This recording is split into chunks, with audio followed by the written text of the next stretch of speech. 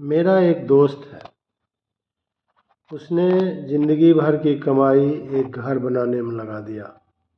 बहुत शानदार घर बनाया, संगमरमर लगा हुआ, टाइल्स लगा हुआ, बहुत खूबसूरत, बहुत आकर्षक। उसने गृह प्रवेश के मौके पर मुझे भी बुलाया, आग्रह किया कि ज़रूर आइए। मैं गया।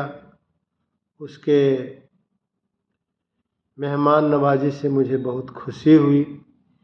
अच्छा खाना खिलाया, घर दिखाया। घर बेहतरीन था। तो उसने हमें बैठाया एक कमरे में, जिसको वह डाइनिंग रूम कहता था। उसने कहा कि आप हमारे घर पर कुछ बोलिए, बताइए। मैंने कहा ठीक है, बहुत अच्छा है। अब खुशी का मौका है, आलोचना अच्छी नहीं होती है। नहीं नहीं, बोलिए बोलिए, जो आपको समझ में आता है बोलिए। हमने कहा देखो भाई, बेडरूम है, डाइनिंग रूम है, किचन रूम है, सब कुछ है, गेस्ट रूम है, लेकिन एक रूम नहीं है। पूजा घर भी है, बहुत शानदार है।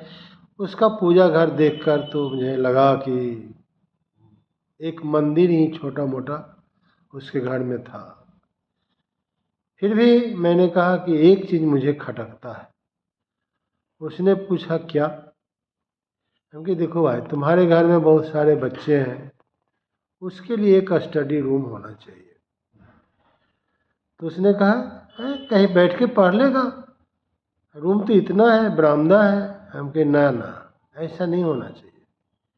तुम्हें एक स्पेशली स्टडी रूम लिखा हुआ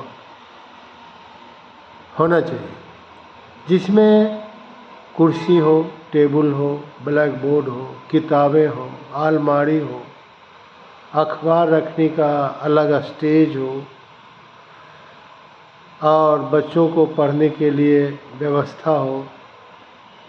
लैट्रिन बाथरूम भी उसमें अटैच होना चाहिए। तो ऐसा बनाना चाहिए। कहा कि ठीक बोलते तो आप ठीक हैं, लेकिन तो हम तो इस विषय में सोचे ही नहीं थे। हम कि सुनो, मैं तुम्हें बताता हूँ। मेरा एक दोस्त था, इसी तरह से घूमते घामते मैं उसके यहाँ पहुँच गया। चाय दिया, नाश्ता दिया, और बोला ये सभी मेरे बच्चे, सभी बच्चे बहुत संस्कारी थे, पैर छू रहे थे, प्रणाम कर रहे थे। मैंने आशीर्वाद दिया। हमने कहा कि इन बच्चों को कोई पढ़ने की व्यवस्था तो हम नहीं देख रहे हैं, तो है ना, चौकी है, एक टीचर आते हैं, वहाँ पढ़ाते हैं। कि नहीं ना, ये व्यवस्था नहीं ठीक है। तुम अपने घर में ना कुछ है, गरीब हो या जो भी हो, तो एक बेंच और एक डेस्क लगा दो, जिससे कि ये बच्चे उस पर पढ़ें, और टीचर के लिए एक बगल में कुर्सी दे दो। तो तुम्हारे घर में जो 4-5 बच्चे हैं, एक डेस्क पर बैठेंगे, बेंच पर बैठेंगे, डेस्क पर किताब रखेंगे, उन्हें पढ़ने में मन लगेगा। और इन बच्चों को तुम जो है स्कूल ड्रेस सिला दो। नो, सरकारी स्कूल में पढ़ते हैं, ड्रेस की क्या ज़रूरत है? ये सरकारी स्कूल हो या जो हो, तुम देखते हो कि क्यों कुछ के बच्चे ज़्यादा पढ़ने में ध्यान देते हैं। उन्हें अच्छी ड्रेस, अच्छी पुस्तकें, कलम वगैरह बढ़िया मिलता है। तुम उस पर ध्यान दो और उसे नई किताबें दो, पुरानी किताबें नहीं। और इस तरह से तुम्हारे बच्चे पढ़ेंगे।